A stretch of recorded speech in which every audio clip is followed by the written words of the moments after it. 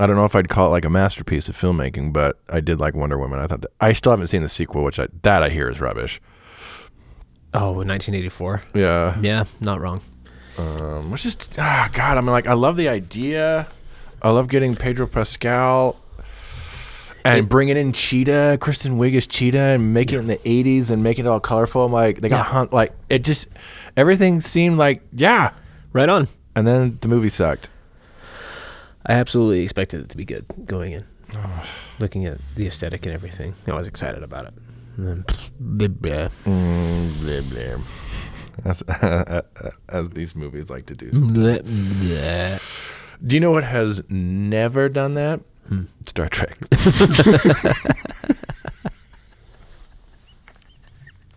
Not once. Not a once. Gosh, I watched Voyager the other day. Yeah. Another masterpiece of an episode. Yeah. No meh at all. No. Oh, yes. In case you couldn't tell, everyone, you have stumbled upon a Star Trek podcast that we like to call Star Trek Stories. Yay! Yes, welcome all to the show. I am your host, Jaron Hatch, and I'm joined here by my co-host, Aaron Cole. Hello, Aaron. Hoi, Jaron. How are you doing? Not too bad. Enjoying some wine. Nice little chilly Sunday. There was a Next Gen that came up while I was doing stuff, and it was an Alexander episode. I'm like, but the episode title cracked me up. I was like, the episode title was called Ethics. I'm like, this just might be the most on the nose Next Generation title. Ethics. Isn't that every episode? Right. That's like the one they've had in the back pocket. If we literally can't come up with any other title, we're just that stuck. Ethics. Ethical quandaries. Ethical dilemma of the week. So for those who are new to the podcast, we just finished watching a big old chunk of episodes. We just finished our look at what we called the TNG Glory Years. This was our fourth selection of episodes in our 100 episode list that we're currently watching. Also been our biggest chunk of episodes so far. We just got really deep into the Next Gen sauce on this one. Deep into the lore. This was a 15 episode selection comprising episodes from seasons 4, 5, and 6 from Star Trek The Next Generation. Period of time spanning from 1990 to 1992, and we definitely basked in the early 90s glory of this whole chunk. TNG. So we've watched a few TNG episode selections now. Three of the four have all been centered on Next Gen, each with a slightly kind of different focus. Yeah, I mean, how can you not? It's just so much of the meat and potatoes of the Star Trek experience. For sure. This was when TNG was at like the height of its creative powers and was like must-see TV for millions of people.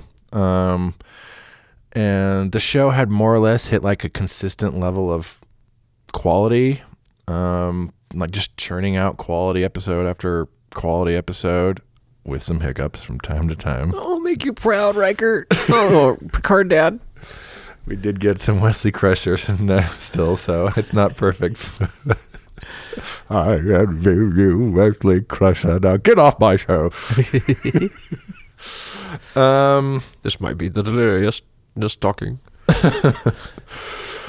So that's what we're going to be talking about today. What we just watched, and in particular, I mean, like we just watched The Glory Years, so I guess kind of talking about what makes the first couple like lists were kind of the rise of the show. We watched like the really rocky start and the growing pains of Next Generation. Then we kind of watched the turnaround during the Renaissance, and now we're just like in it to win it. So now we can really, talk about what makes this show, so beloved, or what makes it work so well. Yeah, so first off, Aaron, let's start with, I had to come up with some titles for these kind of chunks of episode, kind of speaking to what it is we're watching and kind of what we're focusing on. And This one I ended up calling the TNG Glory Years. And I think when I first announced that's what it was, you're like, that's what we're calling this? The Glory Years? The Glory Years? The TNG Glory Hole Years. What do you think? So just starting with the title, now that we've watched this kind of little selection of episodes, this curated list of 15 episodes, do you think, does the title fit? Would you call these the Glory Years? Yeah, it would have to be the Glory Years. So many big reveals, huge two-parters in there. Yeah. And yeah, it's all just like a ship sailing through space at this point as a show. It's running. It's on its own 5-year mission and killing it. Yeah. No. Yeah, we talked about how, and last time that during the Renaissance, there are some people who kind of point to that being the best era of the show. But I think in terms of just like a general overall level of quality, I think my biggest thing when I watch this era of Star Trek, and I think it's a little different. This will be a little different for you because Next Generation is still relatively newer for you. Whereas Next Gen is like old hat. Like that and the OG show are like as old as, memories get for me as these two shows. So this is all just so heavily baked into me. And, we called this show Star Trek Stories for a couple different reasons. But one certainly of which is, for me, when I think of Star Trek, for me, I think about the episode titles and like the episodes themselves. For me, it's literally the stories that Star Trek tells. That's what I latch onto. It's a little different for all the fans, but that's what it is for me. And when I just think about and people ask me why do you like Star Trek? What is it about Star Trek? And I'm like, I just like the kinds of stories they tell. I just think they're really interesting, and they still kind of stand out to me in the TV landscape. And when I think about this stretch of Next Generation, and this is someone who is I would still probably say the original show is still my personal favorite. But if someone tells me what do Star Trek stories look like to you, I kind of think of the kind of episodes we just watched in this list, like these kinds of episodes. Yeah. The ones that really make you think, the ones that drive home those ethical questions, ethics. Yeah, there's some ethics. Not that one in particular, maybe, but others. There's some dilemma, or if not dilemma, there's some high concept thing, like Remember Me, like the Dr. Crusher in the Disappearing Universe episode. Such a good episode. Love that episode. That's not really like an ethical quandary episode. That's just one of those high concept. But there's just such a concept to latch onto. Mm-hmm. The thing I love about Star Trek though is these characters in big moments like that having to make big life-changing, life-ending, or life-saving decisions. Nothing does it quite like Trek. I can't quite nail the word to. Yeah, it is kind of hard to nail down.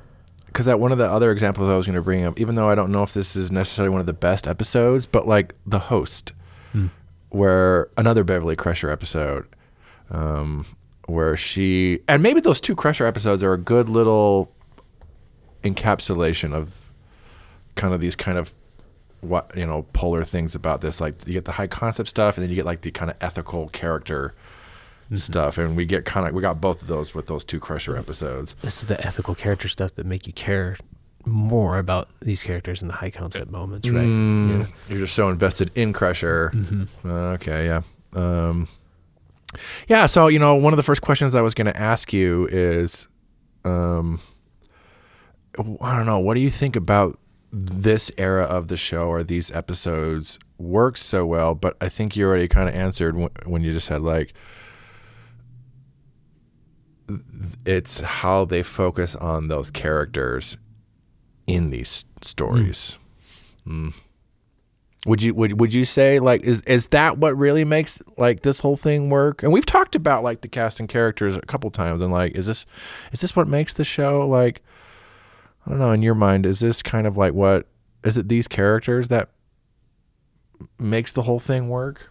Yeah, and it's also the writing. I feel like you get a sense of feeling comfortable at the reins with the show across all hands.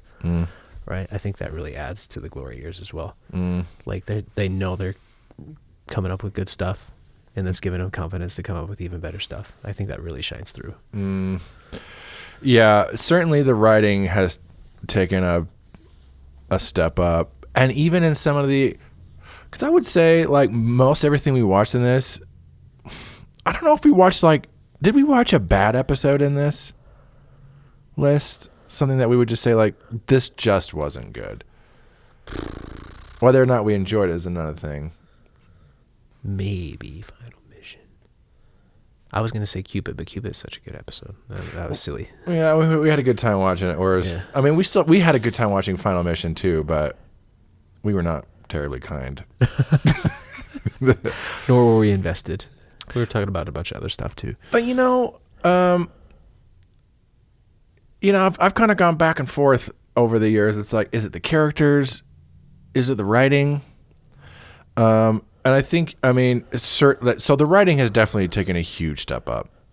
And some episodes that we watched, like, one I keep coming back to is The Wounded. When Dallas came over and watched The Wounded, I'm like, this is such a good, like, story, like, and like looking at stuff, and we've had Chain of Command. Borg when Jenny came with the Borg and everything, it's like there's been some really well written episodes. And as I've been thinking about it, I think I might elevate, the writing is hugely crucial, and the show couldn't work without the writing. I think for me it is the characters. Yeah. For one big thing. So like when we watched, coming back to like kind of what you said earlier, when we're kind of like talking about Remember Me and the host, it's like, because we get these kind of character centric, like ethical episodes with Beverly, we care about stuff like, Remember Me, the high concept stuff. Yeah. And thinking about the host, we had Ellie come over and we watched, the host, and it's an interesting, thought-provoking episode. I don't know if it's, I would not say that was the best episode we watched, but certainly like it was fine enough and thought-provoking. It goes full Star Trek. Absolutely. It absolutely goes full Star Trek. Oh, yeah. But we did address, it's like this episode, had they had this, could have even been better. Yeah. There was just some things there's a lot they're trying to tackle. There are just some things that it kind of gets muddy. What was this about? It's a little simple. It's a little short to dive into everything they wanted to talk about. Right. Yeah. All that stuff. I think what carries it through though is even when they aren't pumping out, a classic of the week, you are still like, we were still really invested in that episode because we care about Beverly. And so I think even when, they're pumping 26 episodes out a season, they're not all going to be winners.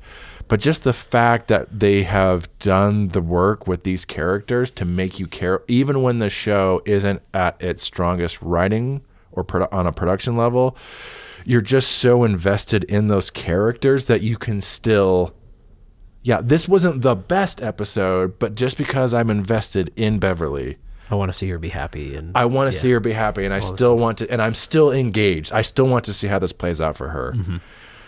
So I think for me, as the years have gone on, I'm like, the writing would be at such a close second, but I think those characters really, or when they have nothing else to fall upon, and even in some of the worst episodes, they still have those characters. Yeah, and they have the dynamic between them, the relationships between them. Yeah, you really just love seeing them on screen. It's just it's magic. It is like Friends. It's weird. And weird segue. I went to see a Friends experience thing this morning, but when all those characters, those 6 people are on screen together, it's fucking magic. Magic. It's just, it works. Right. Again, not every episode is some memorable masterpiece. No. Like, but those characters are so good and lovable, and you can't help but still, right? Be engaged. They call it magic. But certainly, yeah. But I mean, but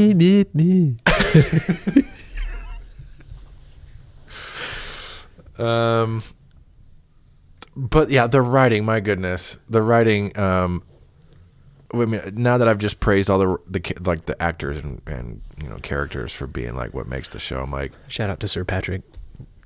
What a performance! Lovely, wonderful actor. Beautiful. Still working today. I don't know if you knew that. He gets around. It's good to see him working again. Honestly. God, how many times? I mean, we must have said it. I don't know how many times we said it. It almost feels like every episode where it's like, and certainly some of the ones like Final Mission. This was not the best episode. Do you know who was really good in this episode? Patrick Stewart's Captain Picard. Just nailed it. God, he just brings so much. So even with some of the most I don't know about this episode, but he commits so hard that you're like, all right, if you're on board, I'm on board, dude. All right. It is what it is. But we certainly not to, because in this whole section, I would say that a lot of what makes this is how good the writing is.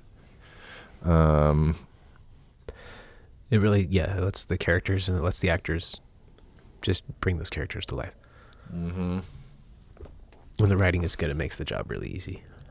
Right. I mean, a lot of times, good writing is what makes your characters. It gives, makes them interesting. So it's certainly not them pulling the show all by themselves. What I love about Star Trek too is sometimes, the writing is really strong, but it can only be 80% of it until they get the makeup on or whatever. So many actors in the show, they're like, I had an idea of the character, but I didn't really see it and know it until I was in the chair and I saw myself in the mirror with full makeup, and then it was like I had that aha moment. This is who I'm supposed to be. Mm-hmm. Right? Mm-hmm. Yeah, I mean, it takes a village. The makeup, the writing, all of it helps inform those characters.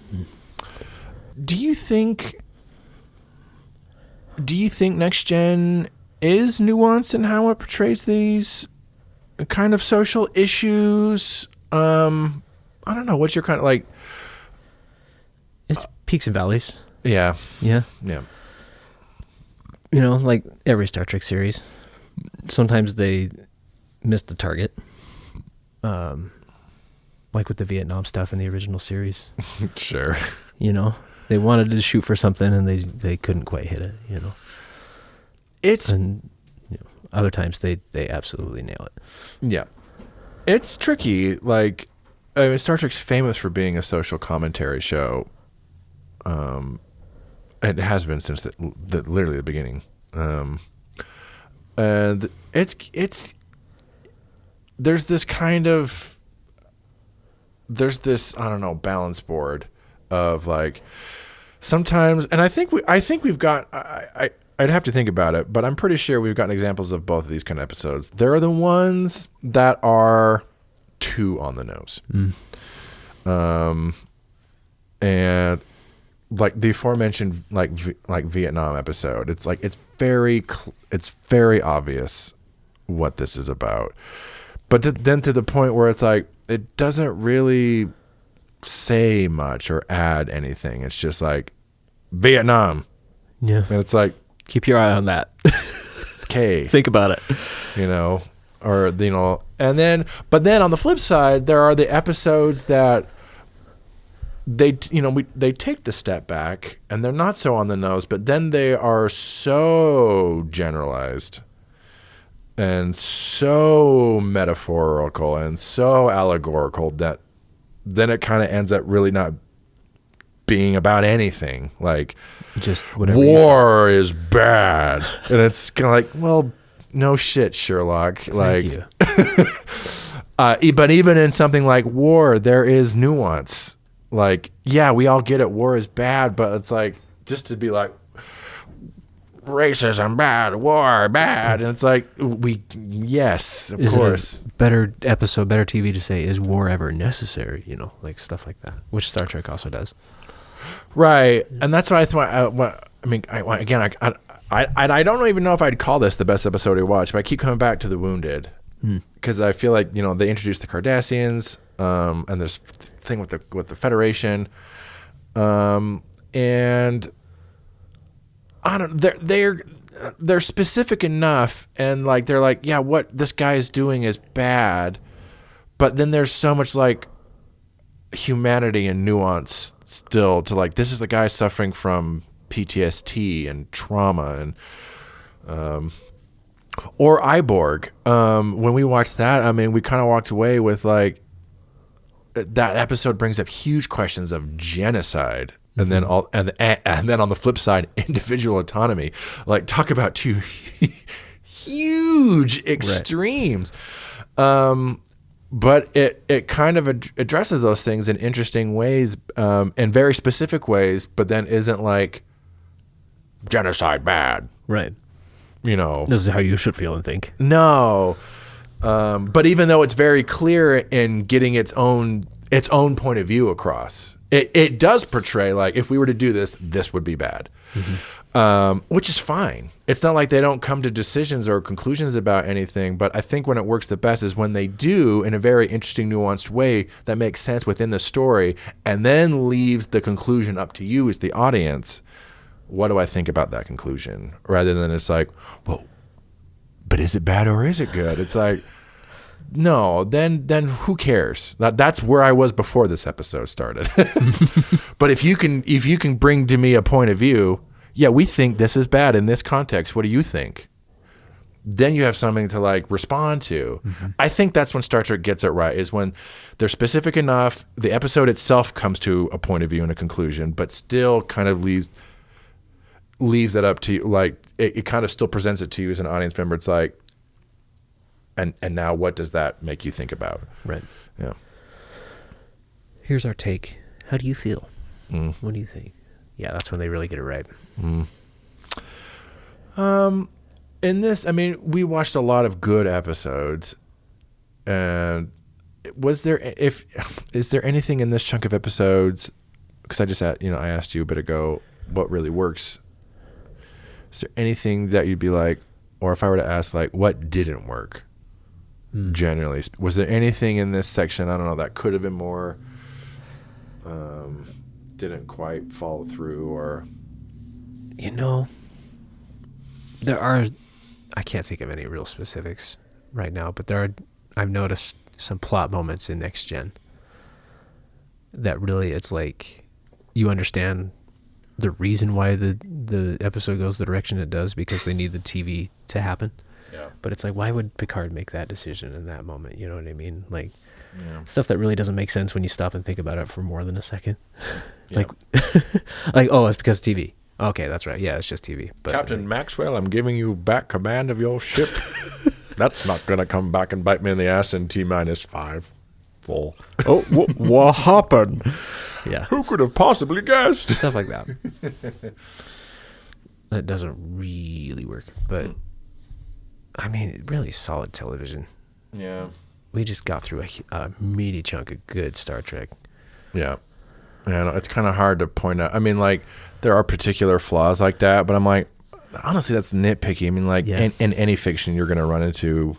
The more you have to explain, the more holes you're going to create. Right. Yeah. And you only have so much time to do these, and so sometimes there are going to be plot conveniences, and it's like, that's not necessarily a problem. Like, it's just stories. Yeah. That's just how it goes. It's just when you really start to rely on those, and then like the rules kind of start to break down, because it's like, oh, we need to be able to do whatever we want. I'm like, well, there needs to be still internal logic and consistency. Yeah. Well, thank God we had the whatever device. It was a thingamabob. Solar winds. We see it's really explained by, it's like if a frog shot its tongue out and caught an insect in midair. That's what our tractor beam is like. A diversion. Thank you, Legolas. Oh, have you been here the whole time? Yes. Yeah, it's hard for me to point out huge flaws. Picard Picard's bald. I don't know if you noticed that. That's kind of a huge flaw. Huge problem. Here, okay. Let me know what you think about this. A potential flaw. When the show, when we started with the characters in The Growing Pains, they were all very stiff, figuring out the characters. In the Renaissance, we definitely see this kind of explosion of kind of growth and people becoming more comfortable, which is kind of exciting in that whole time period. Do you think? Do we continue? And granted, we only watched like a little 15 episode slice of this period. There's many more episodes we did not watch.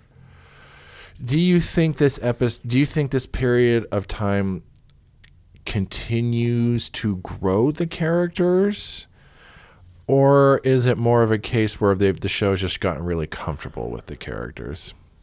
Yeah. I think they know who the audience favorites are at this point. And so they're growing those characters, right? And so like specific growth. Data, growth off the charts. Yeah. Worf, not so much till a little later when he gets a new show.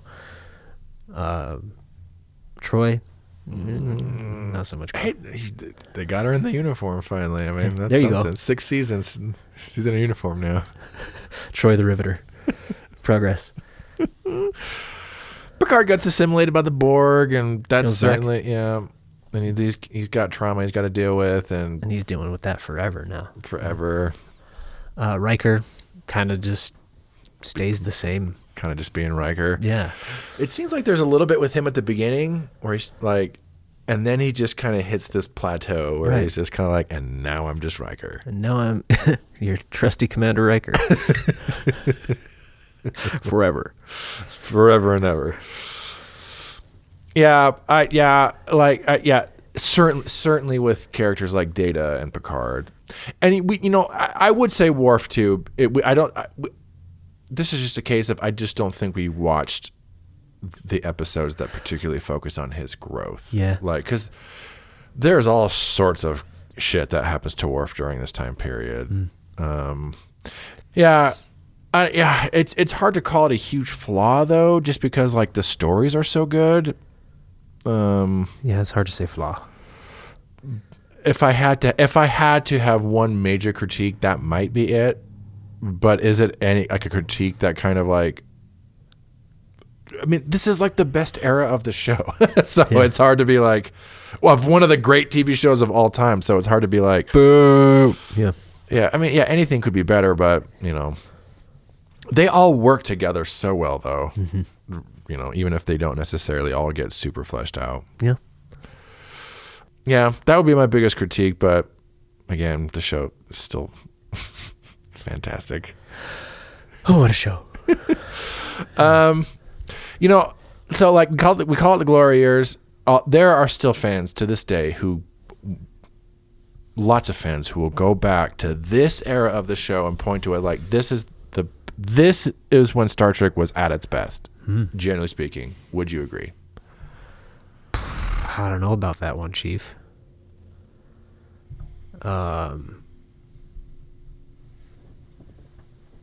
Maybe this is where TNG was at its best. Yeah. Certainly that. No, I think Star Trek gets better from here. I think the peak comes a little later in the 90s. Deep Space Nine. Yeah, maybe Deep Space Nine, Season 4, Season 5. Oh, my God. That Season 4, 5, 6 run of Deep Space Nine is just... Oh, my God. Yeah, this is an interesting one for me. Like, I feel like on some level, I would be like, on some level, yes. In terms of just like, this might be the era that's, if someone were to ask you, like, if you were boil down Star Trek, what kind of shit does Star Trek do? And when it does it well, like, what are they doing? Like, if you were just kind of boil all of it down, because all the Star Trek shows kind of take it in its own direction. They all have these, again, when I was talking about like the Star Trek stories, like these just seem so so Star Trek-y. And on some level, like if you were just like to boil down like the kinds of episodes that Star Trek does, generally speaking, I look at this era, I'm like, yeah, it feels like this era that really kind of nails it down and kind of codifies. This is kind of here is a good baseline for how you do good Star Trek episodes. On that level, I would say, sure, then yeah, this is the best. Was there a favorite episode amongst these in this go around? Not Data's Day. Okay, not Data's Day. Yeah, Remember Me.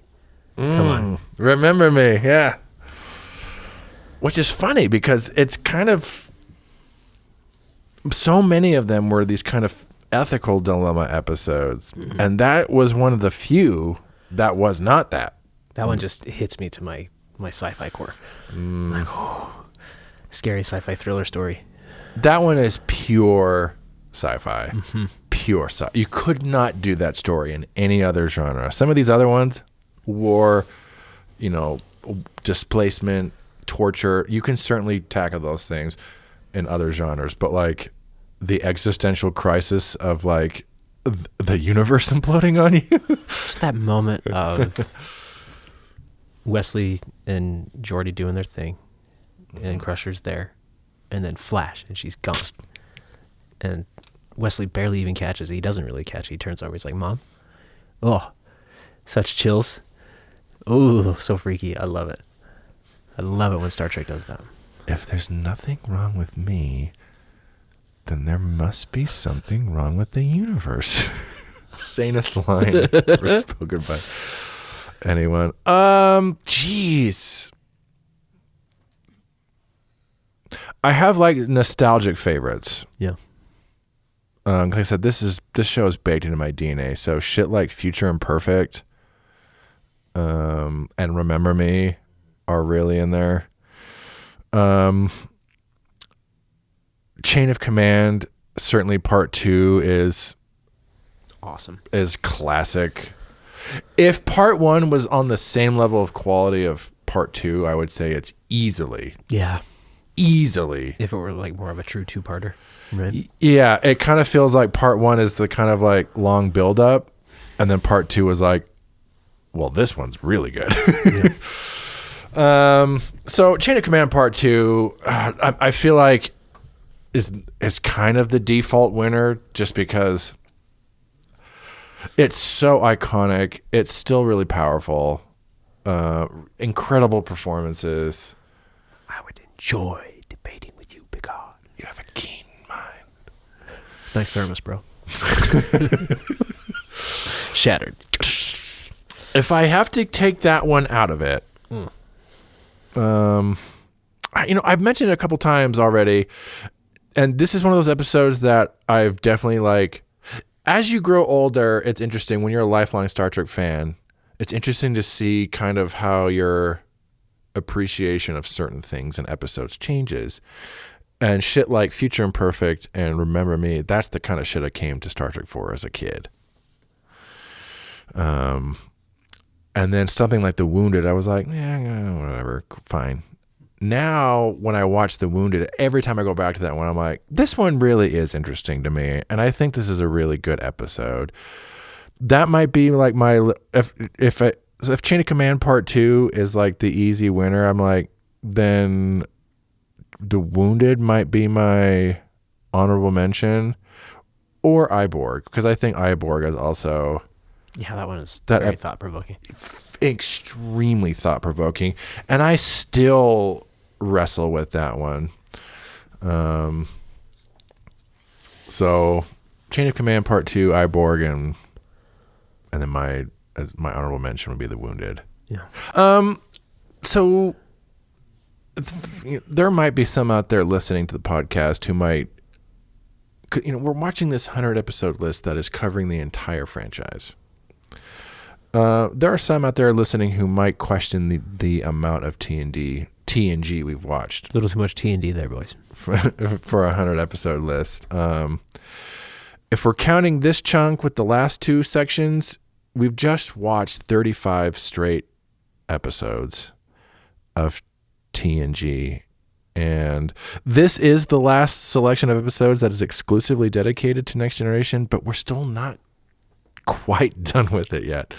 So there's still even more to come. So it's by far the most well-represented show on the list. Nothing like, there's a huge chunk of Next Generation on the list. I've tried to weight this, like for anyone who's interested, I've tried to weight this whole list by the total number of episodes per series, of which Next Generation, I think still has more episodes than any other Star Trek show. And then the impact that particular series had on the franchise. Which is why I've kind of really weighted it heavily toward Next Gen. That said, do you think we've given Next Generation too much attention? No. Okay. Good night, everybody. No, we're giving it a good amount of attention that it deserves. It's iconic. It's so iconic. You can't ignore it. You can't just be like, Next Gen, here's a couple episodes and moving on. Yeah. No. It would be a disgrace. It would be such a disgrace. The show would never be taken seriously. Not that it is. But we would have no chance. Where's my Emmy? My Emmy! Yeah, any final thoughts on this chunk of episodes we just watched? Oh, final thoughts. TNG, I love you. It's been such a trip getting to know this show. Yeah. Finally. How has it been for you? Because you've been simultaneously watching through the entire show with Cass for the first time. I'm honestly going to have to go back and watch it again. I'm going to have to give it a little time to marinate and maybe watch something else and then go back and really just, that's what I'll put on when I get home from work. I'll watch a TNG. TNG. Yeah. How has it been kind of watching it that way and then kind of, because I know how some of this has gone is you will have recently watched one of these episodes with Cast and you're getting to watch it again. How has it been kind of for you discovering the entire show for the first time and then kind of also getting these kind of more in-depth looks on here? You know what's fun is it's been kind of sort of serendipitous how the episodes I watched with Cass end up being the episodes that we watch on the show. That's happened several times, especially in TNG. It's like, I literally just watched this one with Cass a couple weeks ago or a couple days ago. That's been a neat experience because then I'll already have prepared thoughts. I have feelings on this one. Yes, ready to go. I've been saving that one. Yeah, so that's been a small joy. And it's just like a double dose of Star Trek. It kind of feels like the old days coming home and Star Trek was just on all the time, which is good. Should have a Star Trek on as noise, or if you're sitting down to watch it or whatever, it's just a good thing to have on. Oh yeah. I mean, like I said, when I'm setting Fall up, asleep to or whatever. When I'm setting up, I just start playing episodes in the background, and it's great. Star Trek makes wonderful back noise. Yes, it does. Background noise, people. Especially Voyager. Final thoughts. If again, for me, the big takeaway is this is someone whose favorite is the original show. This is the quintessential Star Trek show. Yeah. If someone were to say, there's so much Star Trek, and someone's like, look, I'm not going to watch all of it, Jaron. I'm just going to watch one. Watch Next Gen. And my favorite is the original show. I think secretly the best one is Deep Space Nine. I would still say watch The Next Generation. But that's just the one. And some would say that's what makes it the best. Yeah. Right. Yeah. Not the most bold. I don't want to call it the safest because it definitely takes its own chances. But if there was such a thing as a Star Trek purity test, it's hard for me to imagine. This is 89% pure Star Trek. Pure Star Trek, yeah. Right? It's one of the it's one of the two that Gene Roddenberry, the man himself, created. But then like a lot of those kind of like voices and writers who would go on to like do also Deep Space Nine and Voyager, who really defined that golden age, also worked on it. Like it just kind of like everything came together for this to be like, this is the one. If you're gonna watch one, this is the one. Yeah. So yeah, Next Generation. Not to mention all those toys. Oh, the toys. I still got them. I was like, all right. It's been a lot of fun watching this. Yeah. But you know, as always, you know, all good things come to an end, and we always have to take our little breaks from Star Trek, like you do. There are other things out there to watch and do with yourself besides Star Trek. I know it sounds crazy, but there are. Just buckle in, people. It's okay. Yeah, so we're going to take a little break from Star Trek. Not a long one. We never do. That's the Star Trek podcast. Watch a little something else. Yeah, so for those who are new to the show, who don't know, so when we're in between episode selections, we watch non-Star Trek movies just to kind of balance out our nerd horizons. Mm-hmm. Get that little broader perspective on nerd culture. Cleanse the palate. Yeah. The palate cleansers. Yes. That's what they are. Yeah, so we watched nerd movies. Last time on Nerd Movies 3, we watched Jaws. Such fun. Such fun. Yeah, we had a fun time chasing sharks and talking about the summer blockbuster. Cass came on. She had never seen Jaws before. Mm-hmm. She hates the water, so I'm like, oh, this is perfect. Tanner was on. Good friend Toby was on. We all had a good time with Jaws. This time around, we're going to be jumping forward back into kind of like, Jaws was like the OG summer blockbuster back in the 70s, but we're going to be jumping back to more of like a modern cinematic perspective with our next film. Mm-hmm. And we've looked at a few genres so far in nerddom. We've looked at kind of horror / Steven Spielberg with Jaws. Those are basically two genres in themselves. Batman, we did the Batman before that, which is basically our little superhero film. And then, of course, we had Star Wars before that, which is our other big spacey franchise.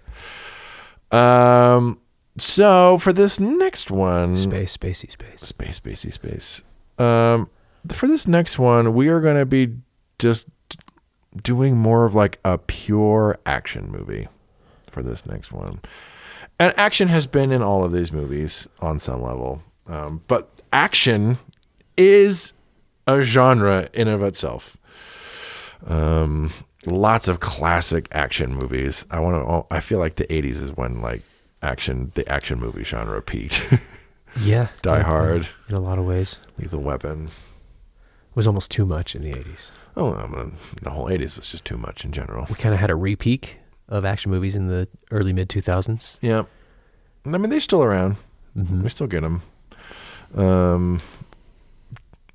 James Bond, Mission Impossible, kind of fall into that. We still get those. Jesus Christ, it's Jason Bourne. Again. You commit yourself to this program. Yeah, so we're going to be jumping into just more of like a pure action movie experience. And when there are definitely lots of choices. Like I said, James Bond, Mission Impossible, Die Hard. There are lots of potential avenues, but it's like, what is just like the purest action movie?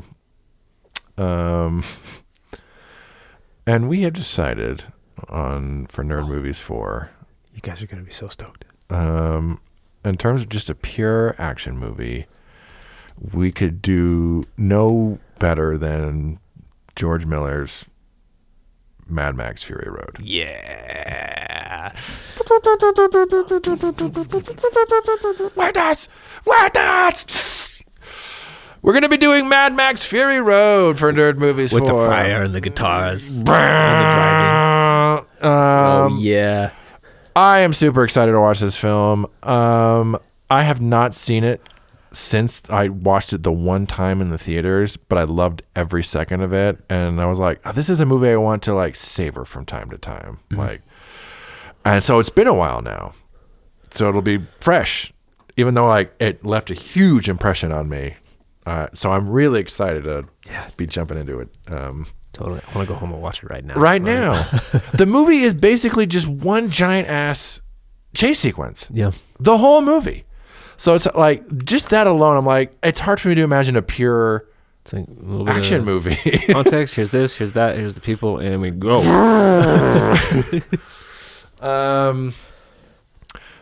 But you know, like, as much, you know, so we will be looking at the action movie genre with this film and what makes a good action movie. I would imagine, because I think most people agreed, like, this is one of the movies that literally like transcends the, not literally, but most people would agree that this transcends the genre.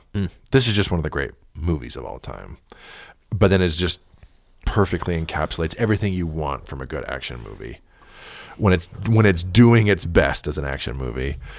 But you know, in addition to that, and one of the reasons why it is so good is because they basically just let George Miller, do whatever he wanted. Yeah. Like, here's a check. Go achieve your vision. Do your thing. Yeah. That'll be the other big thing we look at with this one, is not just the pure action film, but also the Hollywood, like, nerd auteur movie. You know, when they just let like a creative visionary just go make the movie he wants to make, and you know, the Hollywood system be damned. Like, here's your blank paycheck. There you go. Make an awesome movie. And I'm sure there's times when that's an absolute disaster play. Right? Sure. But this is time. I guess he just had like a solid pitch going in, and they're like, yep, all things yes. Yep. Because it's been talked about for years and years, like leading up to that movie. Like, oh, when is he going to bring out the next Mad Max sequel? You know, it's coming. Oh, we're in talks. I mean, his whole thing was like, I can't remember the exact quote, but he's like, he just felt like there were so many just like piss poor action movies or just mediocre action movies, and he was like, they don't need to be like this. And so his whole thing was like, basically just to show everyone, like, here's how you do an action movie and make it awesome. Yeah. And I mean, we'll get into it when we watch the film, of course, but I would argue that he succeeds. Arguably, yes. So good. Yeah, I'm super excited. So yeah, we've both seen this, but I haven't seen it in a while, so it's going to be fresh for me. And I've been waiting for a good excuse to watch this film again. And this is going to be perfect. And once again, as with all these nerd movies, we will be bringing on a panel of 3 guests to come talk about it with us. We usually get someone who's a big fan. We usually get someone just kind of more casual, and we usually get someone who's never seen it before. So, do you know any huge George Miller fans? No, like, not off the top of my head. So, as of this recording, we're still figuring out who the guests are going to be. Doubtless they will be awesome, but we are still putting the panel together. So when we do the episode, it will be a surprise for all of you. Which of our friends we decide to come on? Will we have returning guests? Will we have new friends? Will we have no friends? I don't know. Probably no friends. Probably no friends. Exciting times. All right, hell yeah. Next time, Nerd Movies for Mad Max Fury Road. Yeah. What a lovely day. What a lovely day. That's bait. Hell yeah. Thank you all for joining Aaron and I for a little chat about Star Trek: The Next Generation. And yes. Thank you, dozens and dozens. Thank you, dozens and dozens of listeners.